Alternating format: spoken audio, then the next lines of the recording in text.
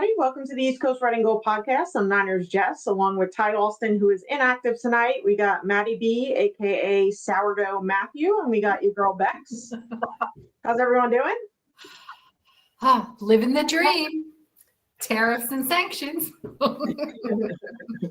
Duct tape and chicken wire holding the whole thing together currently. Yeah, my brain anyway. Pretty much any of it at this point. Duct tape and chicken wire, maybe a little Tylenol. Yeah, it's been a long week, but it's Wednesday, March 26th, and we're here to talk about the latest. The thumbnail says "Don't panic," and we're gonna, tell you reasons why.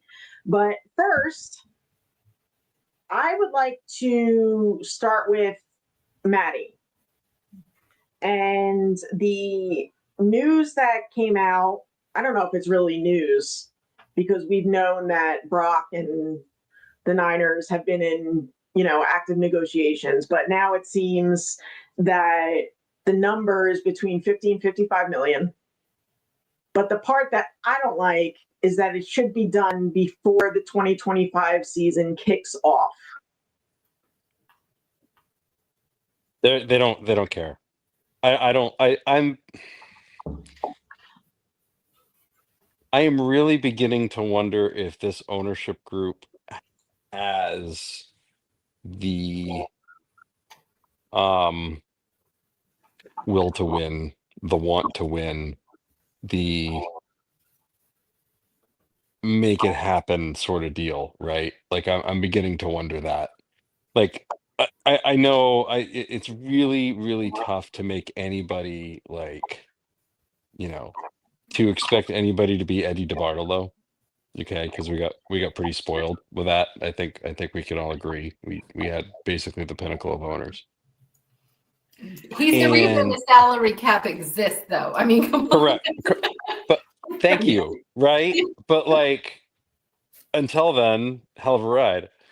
So Yeah. but since then, like, how can you not go back every single year? Like we can almost go back to we can go back to like there has been a contract thing every single off season, every single time, and it continues to get like worse and worse and drag out and drag out. Like this should be done. You knew this was coming. You're doing all these moves to do all these things. You knew this was coming. You carried over so much cap money from last year into this year in expectation that, hey, we've got to get this done. Da, da, da, da. It should be done by the time the season kicks off. What are we going to go up until opening day again? How did that work out for Nick Bosa? How did it work out for Brandon Ayuk? How did it work out for Deebo Samuel? I mean, to me, Fred Warner and George Kittle are the only ones who had good years. But like, let's. I bet if you ask privately with a little truth serum, I bet they'll tell you like my year wasn't as good as it probably could have been. Mhm. Right? Like, it just doesn't make any sense to me, and it just doesn't seem like something that an organization that's actually legitimately serious about winning its sixth Super Bowl is trying to do. That's not the message should be, if you hit it big here, you're going to hit it big here and you're going to stay here. We're going to take care of you, right? If we find you in the 7th round and bring you into the league and you save our ass because we traded 3 first-round picks to a guy who may or may not be signing in the CFL this week, Right. that should be like, hey, we're going to reward you, not, hey, go out and check the market and see what your market's worth, right? That doesn't scream long-term family building sort of things, right? And to me, that it shows some sort of disconnect between the main office and the football office. Mhm. That's what it shows to me, and it's disturbing. It's just extremely disturbing. Becca? Well, I mean, I agree with everything Matt said, but in addition to all the cap money we carried over, we just did this major blood shedding, shed our exoskeleton, and let go of so much talent and so many people who cost us money to make this. What in the hell are we waiting for? Sign it, get it done, and be ready, be prepared, and let people know exactly, hey, we're here to do business. We know what we're doing. We got this. We planned this out well in advance because we saw to the point, Matt, the disaster that was Nick Bosa and Debo and Brandon Ayuk, et cetera, all these contract holdouts. Trent Williams, they never go well for the player or the team. It takes so long to get them back into the roster. So how in the world, after letting all of these free agents and carrying over the most cap money of any team, we don't already have a deal on the table that's worthy of signing Brock Purdy? Who do we think honestly, are we holding out thinking somebody else is going to show up? Who do we think is going to show up? Aaron Rodgers that no one wants? No. No, thank you. Sign Brock Purdy, get this done. And then start to look at what free agency can give us and then what we're going to do in the draft. And let's be done with it. Let's not sit here and play this whole tiddlywink saying ping pong back and forth or pickleball, whatever game is, cool these days. But stop it. Just do what you know you want to do in the end and get it done and stop playing games. I don't know, dilly-dally. Aaron Rodgers and Kyle Shanahan would kill one another. Yeah, 1,000%. 100%. I mean, I'm not saying he's coming here at all because I just think that's the craziest thing. But, what in the world are we waiting for? There's nothing going to fall out of the sky. There's no one that's going to, it makes no sense to me. And you could throw Robert Saleh in there too.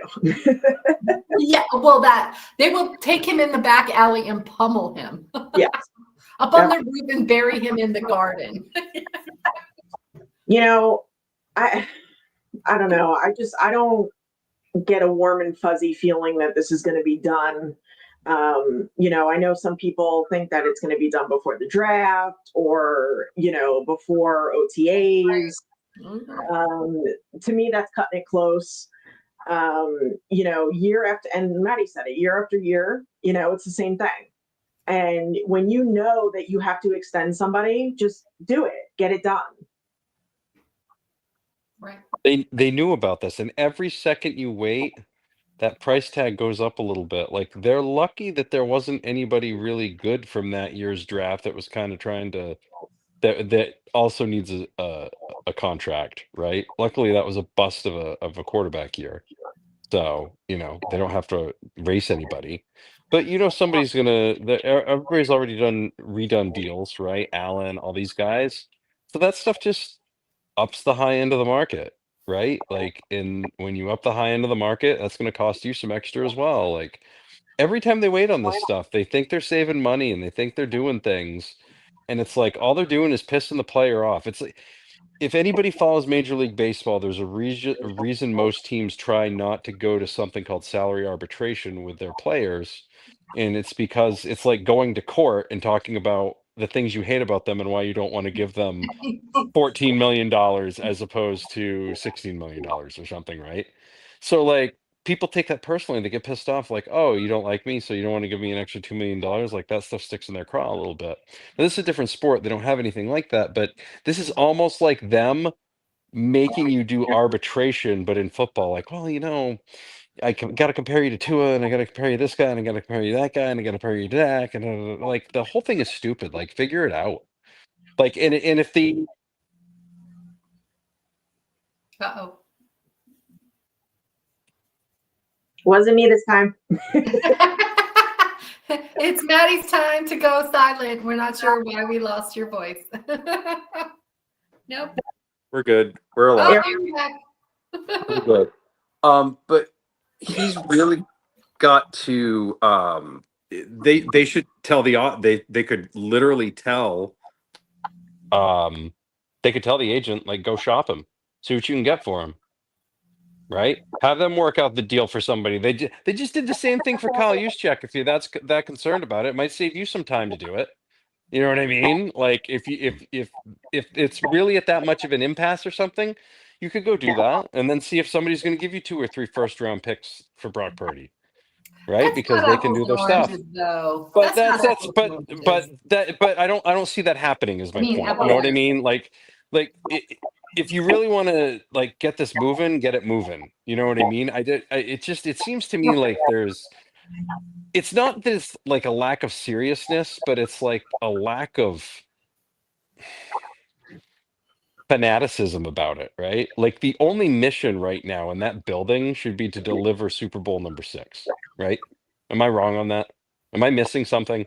You're No. not, and it felt like that at the end of the season, right? Like we went hard for Rob Saleh to bring him back and bring him Right. back to win. And his whole thing was, let's go effing win another ring. Right. And we're like, yeah, oh, let's do it. Like, And we're how all, has everything followed up since, right? Like and then we're like, okay, everybody go. everything Get your since has money been wait and and dump see. the whole team. And Even the stuff with Sala, honestly, was wait and see, right? Like, think about it. If it ended up anybody had being wait hired and him, if see. anybody had hired him as a head coach between then Right. and there, like We would that's win like too, the one thing to hang the star on would have been gone because plans, B through ZZ were gone. So And I like I'm agree with you just a little bit there too, because it was like, oh my God, we're just gonna like let this guy just go shop. We can pay him the head coach salary. Just pay him the money and bring him in. Like, who cares? right. It just seems like there's a lot of like we got a plan, which I trust them most of the time, but my concern is like they have a plan, but does the owner share the vision of their plan? That's my question, and that's my concern. Go I- scroll through the owner's social media and tell me the last time you see anything from the 49ers on it. I guess you have. It's not I was just it's gonna not say, I have not pretty. read your. It's not pretty. Let's put it that way. It's not great, Bob. Like you would expect somebody to like. I know Jim Irsay is crazy, but like he tweets about his team, right? Like I don't know. I'm not saying that's what I want for an owner, but I definitely want someone to like act like they care once in a while about the wins and the losses. Like there used to be some fun wind down Wednesdays, right? Like, oh hey, we're gonna sign this person, we're gonna do that. And then all of a sudden that just stopped. Yeah. Now it's like we gotta retweet stuff about political stuff. Like, really? From what? You know what I mean? Like do you own a football team, sir? Like Yeah, talk about the like, team. Yeah. what is happening? But not taking care of your star quarterback to me, like Yeah. doesn't make you feel warm or fuzzy because it makes you think like, well, if they're gonna give him the runaround, like this is the sort of stupid shit the Cowboys do, right? Like straight up, I'm not kidding. Like you take care of your quarterback first, and then you take care of your Fred Warner, and then you take care of your George Kittle. That's how this works. It goes in order. We literally just want the Cincinnati Bengals, who are probably the cheapest franchise in National Football League history, figure out a way to keep their 2 starting receivers, and I think they're about to keep Trey Hendrickson. And you know how they figured that out? Because they worked on Joe Burrow's shit already. It's already done. And then if they need to go to the bank of Burrow for more things later, they can do that. Okay, that's how it works when you've got one of these big star quarterbacks. I don't know what the holdup is here. You already have the plan. You already have the number. Whether the number is 51 million or 61 million, right? You're going to move the decimal point just a little bit, maybe. That's about it.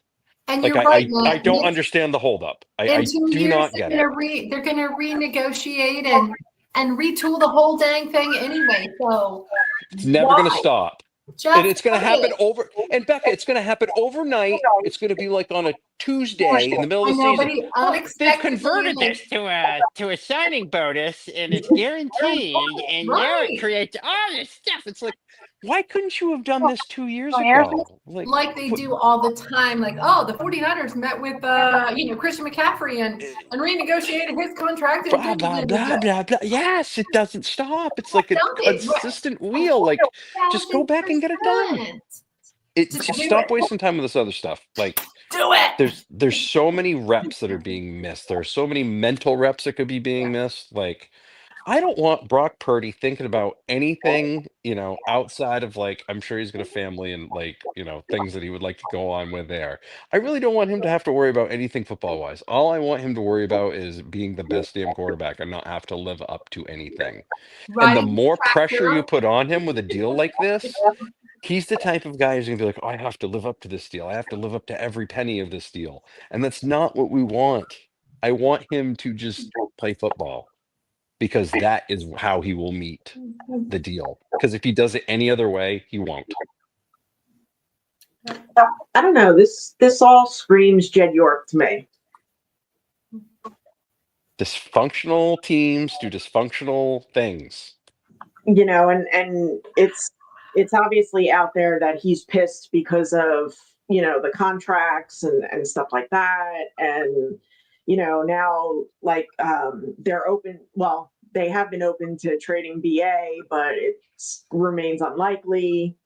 Can we talk about that for a second too? Sure, go ahead. After you're done the BA thing, or if you're talking about now, it's fine. BA is absolutely. I don't. As soon as Stephon Diggs signed in New England, that was it. There is nobody else that is going to be desperate enough to trade for him right now. As we all mentioned, I'm pretty sure Ty mentioned it last week. Every CL that most of his CLs were CL'd, right? They Yeah. and he's still a little bit away from having like a clear up appointment for all that stuff. So you're going to have to trade for this giant contract, okay? An owner from another team, a general manager from another team is going to have to go to an owner from another team and be like, "Hey, we have a chance to get Brandon Ayuk, but we're really not sure if he's ever going to pass a physical again, and it's only a $110 million gamble. What do you think?" I'm gonna guess the other 30 or so owners and general managers are gonna be like, go pound sand. Okay.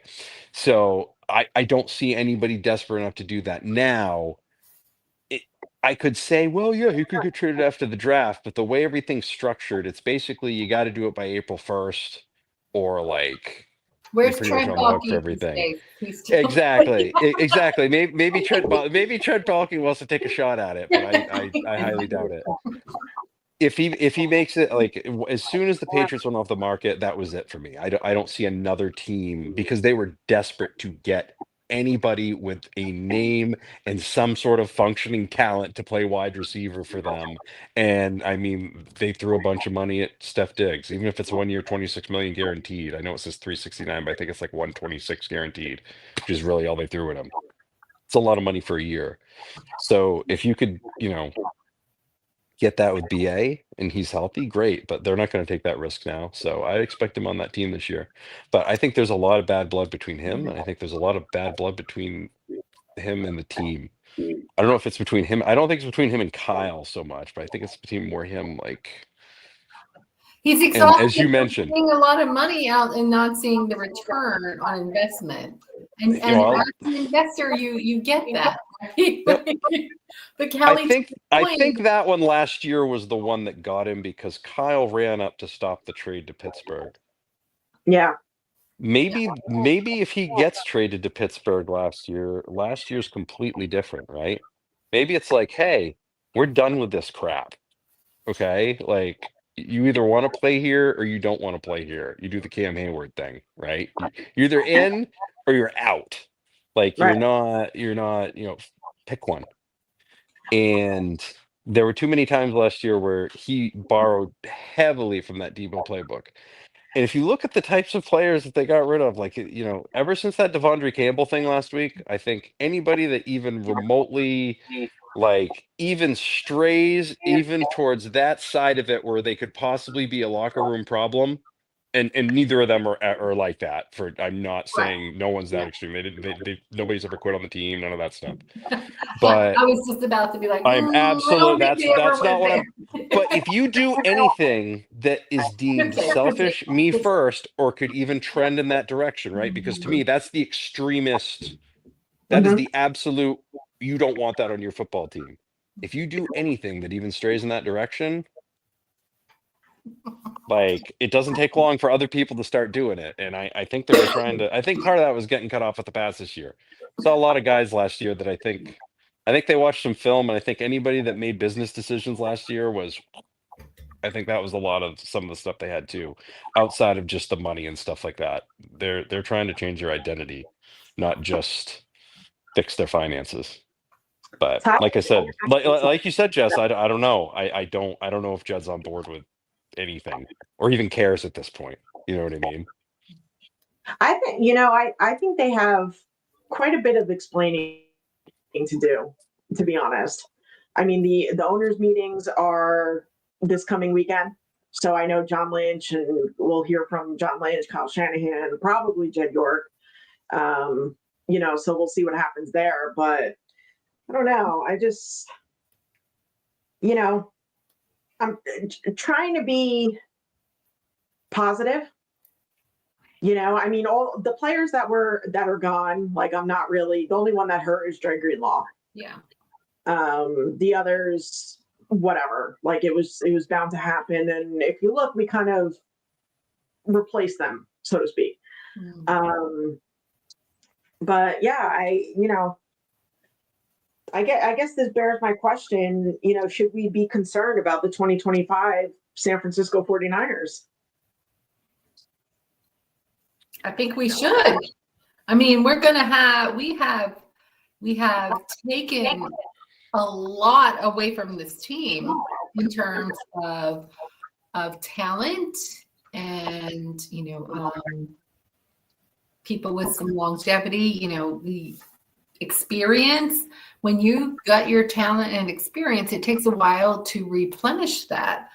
I mean, unless they're so confident in the guys that got playing time, because a lot of people were hurt this year, then maybe they see something we don't in what, second, third stringers and all of those players that are next man up stuff. Then okay. I mean, I'm going to trust the process to some extent. It feels like we gutted a lot more than we typically do. And, with the Super Bowl being in San Francisco, it kind of pangs the heart a little bit, like, oh, it's home. It's home. We want to be in it. Like, why are we doing this right now? It feels awful. It feels icky. I feel like, it's probably not going to be us. And I don't want it to be that way. So I'm hoping whatever we're doing is they know something we don't. And that's probably the case. That is the point, though, Beck. That is the point. Right. Of all the years that you would want to try to get that one, this would be the year, right? And it's almost like, and it feels to me, and this is when I started to, like, kind of change. Like, I'm still optimistic that this team is going to be fine. I think we're going to win the division. I'm optimistic this team wins the division. Yeah. I see them, they'll probably be like the 1986 team. They'll make the playoffs and they'll lose in the first round or something, right? Like, it's going to be kind of a rebuilding, retooling year. It's just one of those deals. And that happens on the fly, no matter what happens with ownership. But the thing that concerns me and has concerned me is the fact that it almost seems like the ownership is like, okay, well, great. Well, we're going to host the Super Bowl this year. We get all the money from that. Right. We're gonna make bank no matter what. Right. Like, So wouldn't it be we kind of cool? don't care about how the season goes.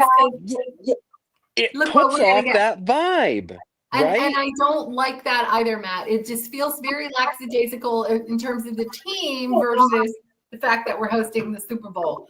I'm like, where's the gusto? Where's the all in? Where's the freaking Where's the confidence, right?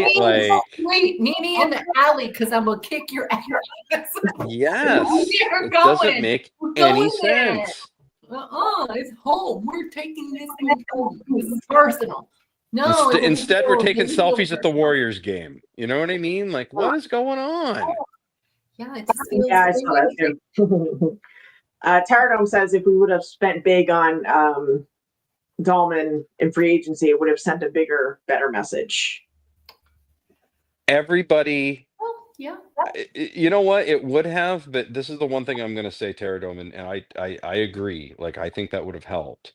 But the one thing I'm going to say is, we all thought that Javon Hargrave was the #1 defensive end on the free agent market 2 years ago. And we were all impressed. And we basically did everything but give them another parade. Like we could have taken Dwight Clark's fur coat out of the Hall of Fame and brought it for Shut your mouth. a San Francisco parade when we signed Hargrave. Can't believe that we realized that our defensive line, we know our defensive line needs help, and we got the #1 defensive lineman on the free agent market. And he turned out to Bust. he was kind of next level Javon Kinlaw, to be quite honest with you, right?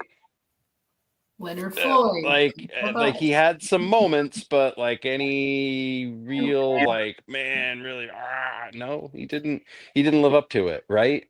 So my concern is that happens, and then it happens again, right? Sometimes the obvious doesn't seem to be obvious for whatever reason. So I have faith they can develop a better offensive line, and they can get better. Like they've got young guys, they've been able to draft guys and plug guys in there, and other teams from the league seem to love their linemen and love to spend money on 49ers linemen. So clearly they're doing something right, even though they don't do everything right, if that makes sense. McNiner says, since the Yorks took over, it seems like they're all about money. I wonder what happens if we win a Super Bowl with the Yorks change. Or would it get worse? Would they be like, okay, we got that 6-1, that's a wrap, right?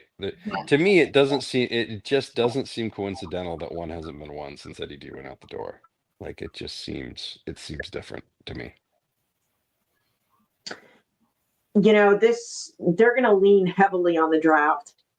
They got to get it so right too. Like they can't. It's an extremely important draft. I'm not as concerned with the offensive line as I am with the defensive line. Well, now, right? Because kind of shallow. Yeah, I mean, and letting Leonard Floyd and the other name escapes me. Malik Collins go. Well, Malik, yeah. That was kind of a head scratcher because Leonard Floyd did his job last year. And if we could just get somebody opposite Nick Bosa and him be a rotational piece, he could have been, yeah. And then, we let them go and they immediately get picked up. It's just, to what Maddie was saying, it's amazing. Well, I'm a little surprised we did that too. We picked these guys up on a 1-2 year deal. And you can't just re-sign that, extend them for another year, or they already know the system. They're here. They're going to be a good rotation piece. To your point, or why didn't we try to battle harder for a Joey Bosa on the other end? If we've got all this friggin' money now from letting everyone else go, why not pick up somebody else that we think is really going to want to play here and put some energy and effort in it? And we just seem to be I don't know. There just doesn't seem to be any real fire in the belly. And I'm a little, I don't know, confused. I don't know. I mean, Don Lynch said that they have a plan. Okay. So, I mean, we'll see what that plan is. I mean, if they draft how they did last year, right, I think we'll be in good shape. We'll be fine. Yeah. If they draft how they did, in other portions, we will not be. So they've had some time this year. You know what I mean? They didn't have some long ass playoff run running them into the ground. There wasn't a big turnaround there. So. But I feel like some of the moves, the Leonard Floyd move to me was a year too late. I think Leonard Floyd would have been perfect 1 year beforehand, and then they let him sign in Buffalo. I still don't know what the hell that was about. He was just, they ended up going with the Chase Young route, which we saw how that went. So yeah. But to Callie's point, I think coaching this year is way better than what we've had. So I'm okay with thinking about what we have on special teams, on the defense, all of these guys. 1,000% Kelly. Coaching matters. I don't care what anybody says, it matters. And I am much more comfortable with the coaching staff this year. over what we've had in the last couple. So that is a really big deal not being talked about. So Yeah, that's a really good point. Because if you take last year and this year, it's like night and day. 100%. Yeah. Like big time. Jason says, to be fair, we've only spent 4 picks on the D line since 2020. Everything Coach Kasarik has been given is other teams' players. Probably tossaways or throwaways. Yeah. And whatever 3 snaps you get out of Drake Jackson per year. And that's another injury. I'm assuming Drake Jackson's not going to be back. No. But I think he's just one of those guys that his body couldn't adjust to the league for whatever reason. And doesn't it seem to be odd that this team finds more guys that do that than anybody else? Like, a lot of our guys go other places and play, but a lot of guys just, that's it. They wash out of the league quick. Like, oh, they were on IR, they're on IR, and now they're cut with an injury designation. It's like, okay. Like, Rob D says 11 picks and 15 holes to fill. What are the 15 holes, Rob D? 15. Good God. I'm curious. Yeah. Yeah, the other player that I was high on was Robert Beal Jr. And that didn't work out so well. Nothing. We got absolutely the nothing from Georgia. Yeah. Seems to happen. Going At back least to do all of their recruiting from Georgia, though, right? True. And they just won the Super Bowl, so it's like, what are we not seeing that they are? The one thing, and we probably talked about this. We talk about a lot of things on the show, but the one thing about Philly this past season was the trenches. The offensive line and the defensive line. And it's a must. The draft is coming. We have to fill it. Defensive line more than the offensive line. I think, with number 11, I think we do go D lineman, whether it's D tackle or edge. I don't think we go offensive lineman until later. Right. But I could be wrong because there's 1,000 mock drafts out there that say that, we're going after a corner or we're going to take, best available and or whatnot. So, but going back to Brock Purdy, McNiner wants to know if we think Brock Purdy will actually hold out.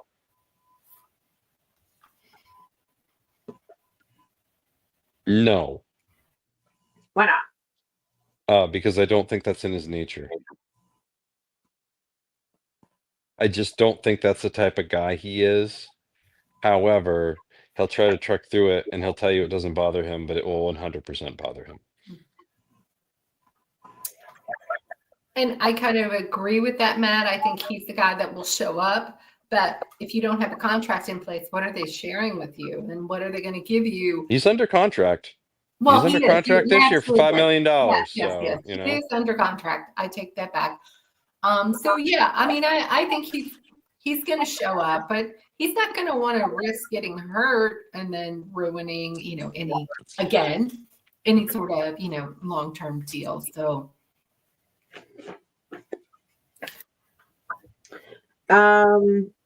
Rob D was just exaggerating, but we do have a lot of needs, and hitting in the draft is 50-50 at best.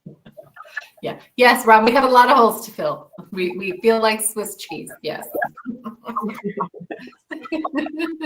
What else we got? Rob D wants to know if we think the offense is much worse than last season. I don't think it can be. I'm going to say no on this. I don't think so. I think last year was rock bottom because you had so many different injuries, and the fact that the guy that they ran the entire offense through, Christian McCaffrey, was out for most of the year. Yeah. It was just there was no salvaging last year. There is no possible way their offense can be as bad as it was last year. And they still had some really good metrics, even with all of the issues. So yeah, I think they'll be much better this year. I think they'll just be better this year by default, right? Like straight up. Like it couldn't possibly be any worse than last year unless everybody gets hurt again, and then everybody gets hurt again one more time, right? Like I don't. It was so bad, guys. Well, I mean, you're right. So bad. Because we had fluky things like Trent Williams losing a baby, and Mooney Ward Everything. baby, and then Ricky Pearsall getting shot in San Francisco, and like really. Those are three like real life or death.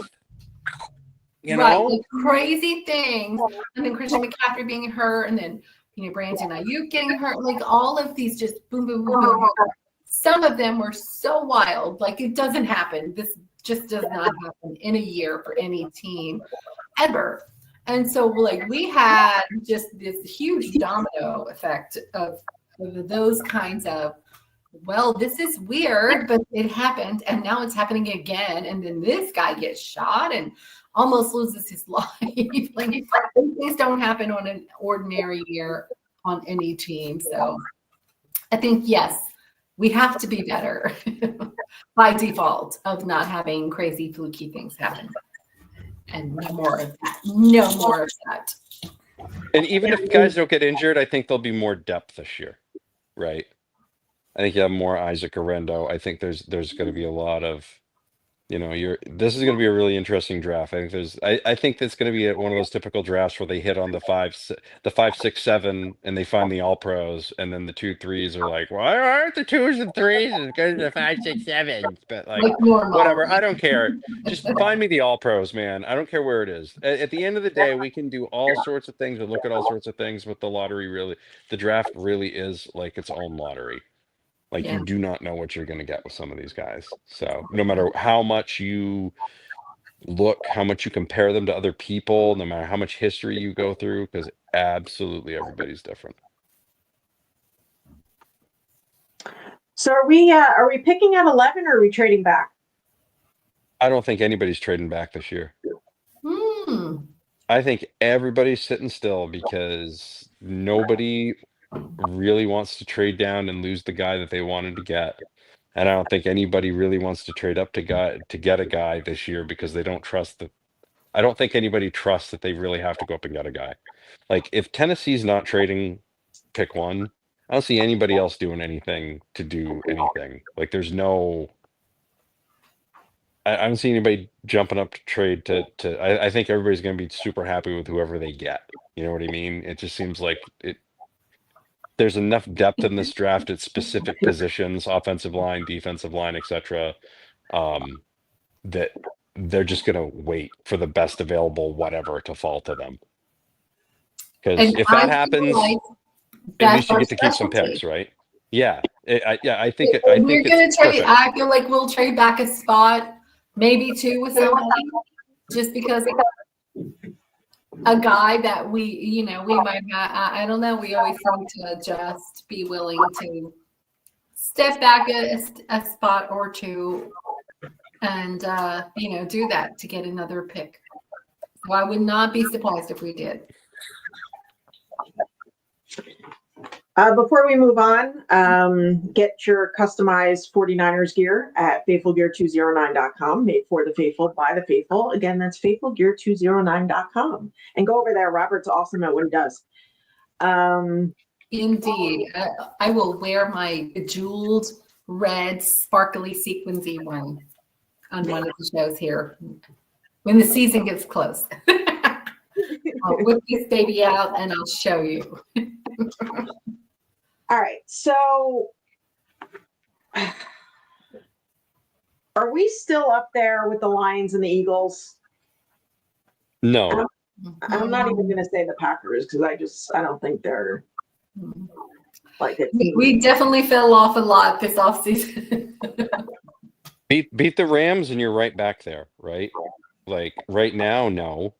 Like it's not. I mean, why? Because of like the guys that left? Yeah. I don't even so much think it's the guys that left. It's like you don't know what you're backfilling them all with. That makes sense. Like we Mhm. definitely like yes, we 100 if our special teams isn't better next year, I'll be stunned, right? If our offense isn't better next year, I'll be stunned. I'm willing to bet our defense at the end of next season will be better this season than it has been the last two seasons, because I feel like the last two seasons the defense has not been the strong suit towards the end of the year, right? Mhm. Um, one good Super Bowl game notwithstanding, it still wasn't perfect, which it had to be.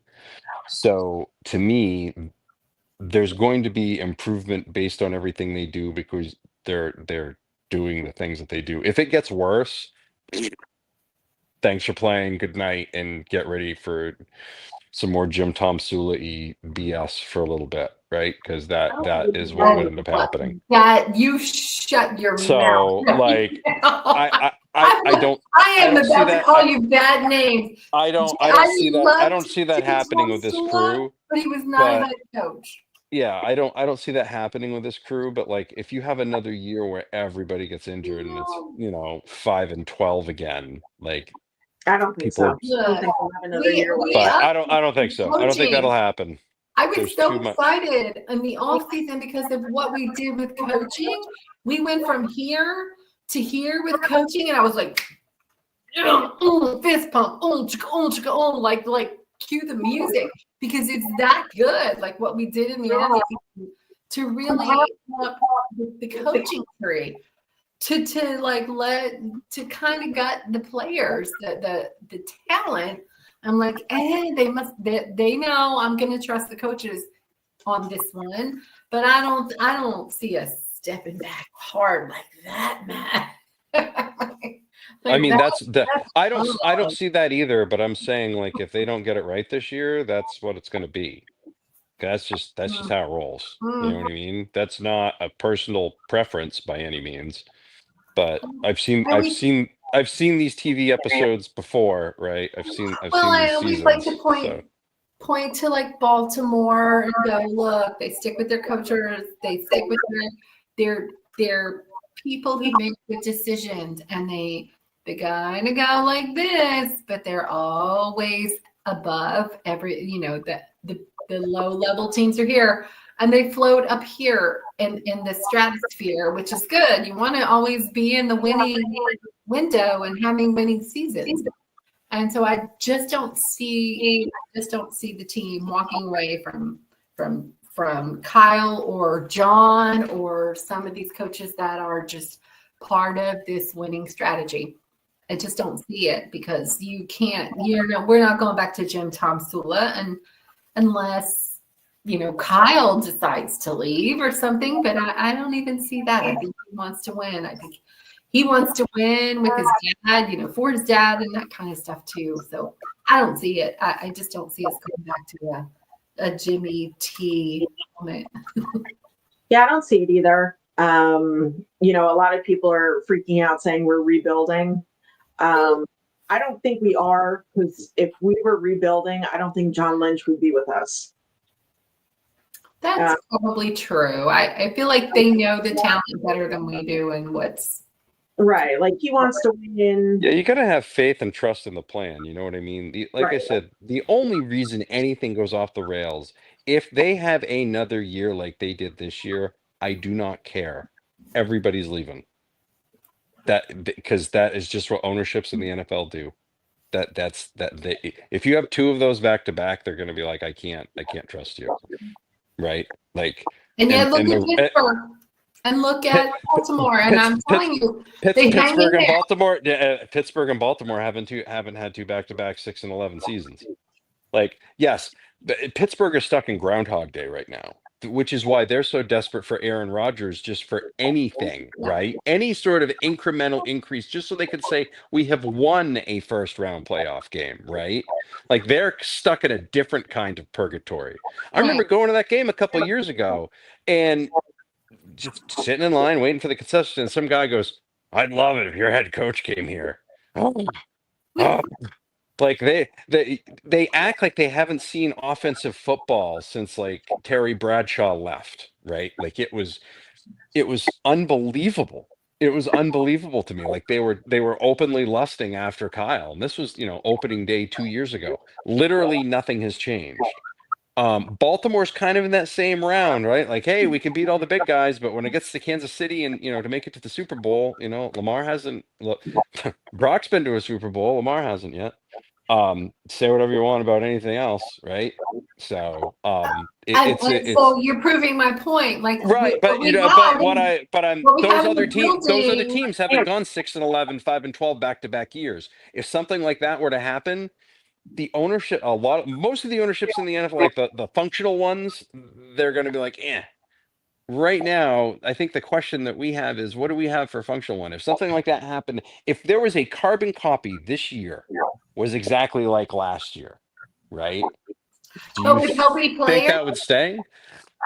but with What do you healthy think? players, what, Healthy, what? unhealthy, Like, I mean, come they're gonna blame them for choosing the players who aren't healthy, right? Like, to me, if they hadn't got it turned around in 2021, how much different would it have looked in 2022?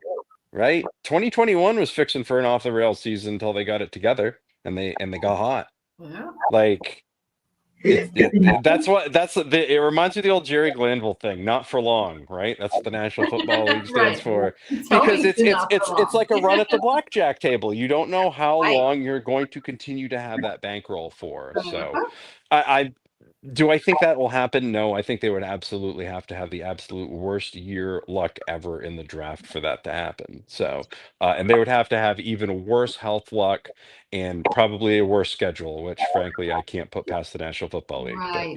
But let's try not To have the algorithm be against us again. Again. Yeah. Again. But I also think it's a good thing though because of the favorable schedule. Yes. Yes. Just what's been happening. Kali also makes a good point that if we were rebuilding, Kittle, Fred, CMC, JJ, Bosa, and Lenore wouldn't be here either. Right.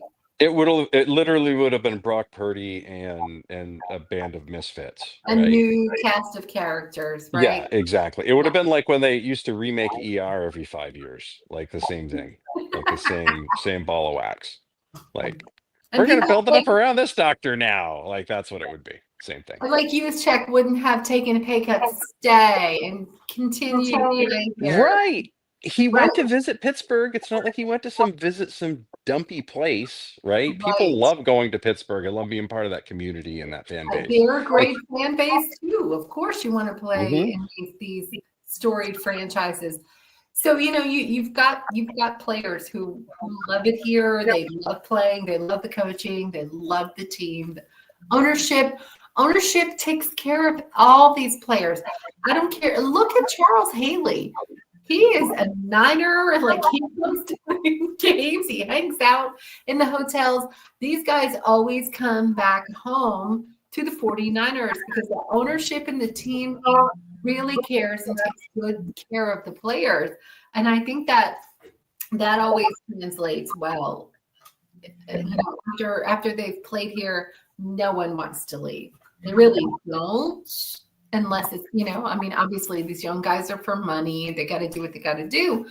But everyone loves to come out and play for the Niners. You don't hear very many people ever trash talk playing for the 49ers. Well, you would think like with this off season, with the free agent acquisitions that we have, you would think that nobody wanted to come to play for us.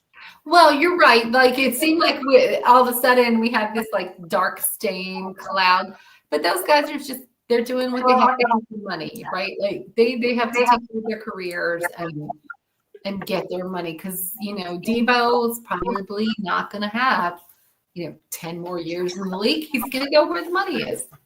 Look at Raheem Mostert. He's like, call me, San Francisco. Hey, your boy's ready to come back, right? Like these guys are ready to come back and play again here, even though they left and went somewhere else for the money.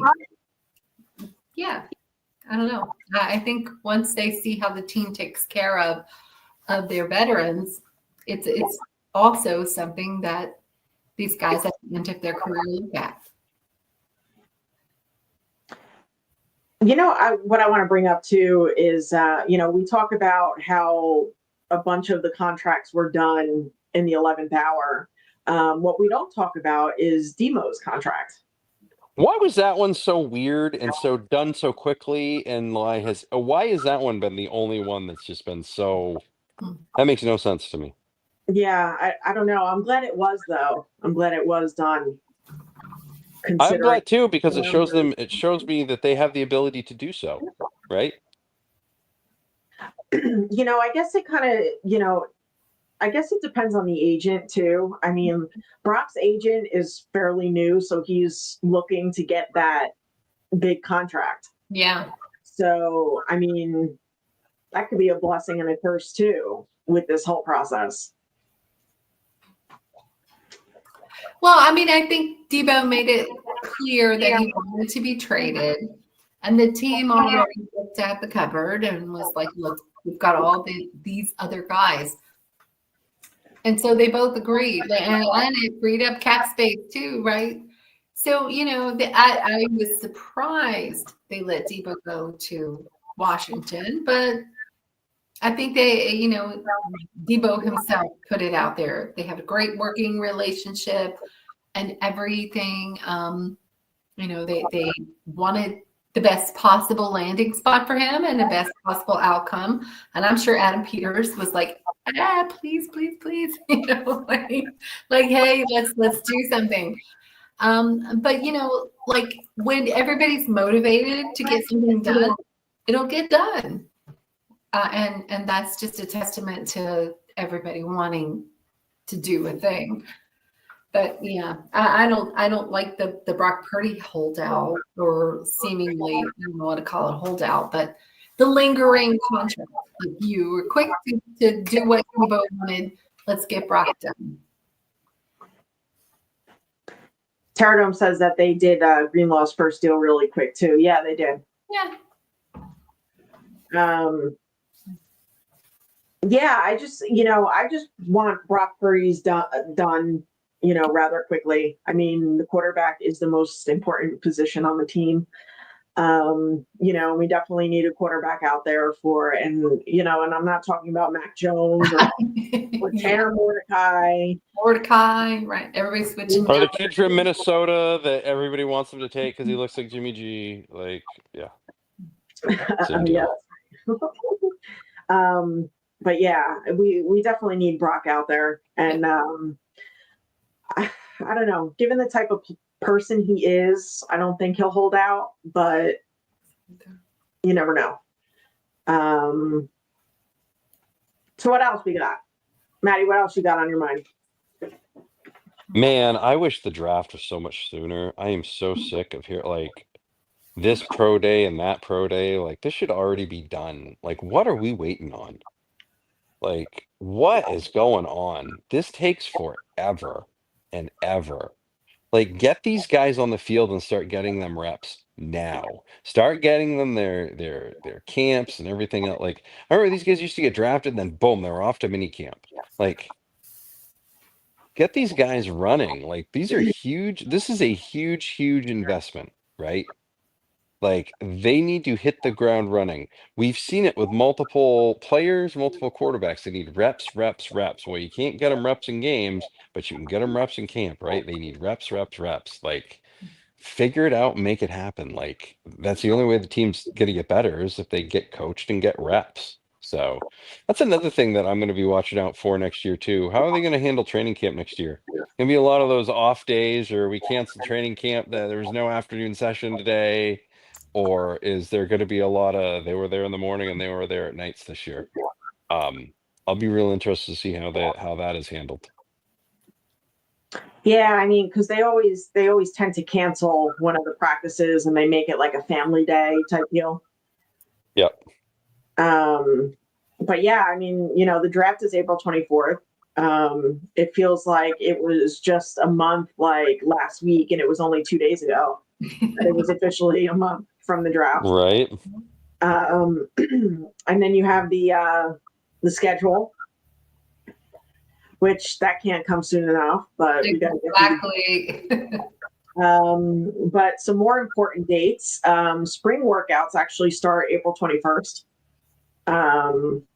So that'll be cool. Rookie mini camps, May 10th to the 12th. OTAs, May 20th, 21st, 23rd, 28th to the 29th. Mandatory mini camp, June 4th to the 6th. And then training camp is the end of July. Becca, what else you got? I don't know. I just feel like get the Brock thing done and all the rest of the pieces will start to fall into place. I do not understand why this is taking longer than it needs to. Get it done, signed, sealed, delivered, and I think Niner fans will start to feel better after the shedding that we just did, and give people some sort of like feel good moment. Like, okay, Brock is signed. We've got the big key cogs, all of the players that are still with us, the Freds, the Closes and Kittles and CMCs, etc. Trends. Like, come on, get this done. You just let all this money walk out the door, all these people, all the things. Sign the big contract that we know we're going to sign. There's no one else out there that we're going to bring in here to do it. We're going to sign Brock. So just do the thing and get it done. And then you'll negotiate anyway next year, 2 years later, whatever. All that stuff's going to happen. But get it done, and then we know like what money we have left to play with in the market for free agency and where we really have to lean in hard in the draft. So I don't know. I just wish they would really step up and take care of that. Coaching staff, chef kiss, like mwah, mwah, mwah, mwah, right? Like you did good. Like you did good. Like come on, like we already know what we have to do. Like just do it. Pull the trigger and do it. And yeah. Get that schedule out ASAP. A girl's got some travel plans to do. Yeah, that's right. Yeah, they need to get Brock done because then the quicker they get Brock done, the sooner they get Fred Warner and George Kittle extended.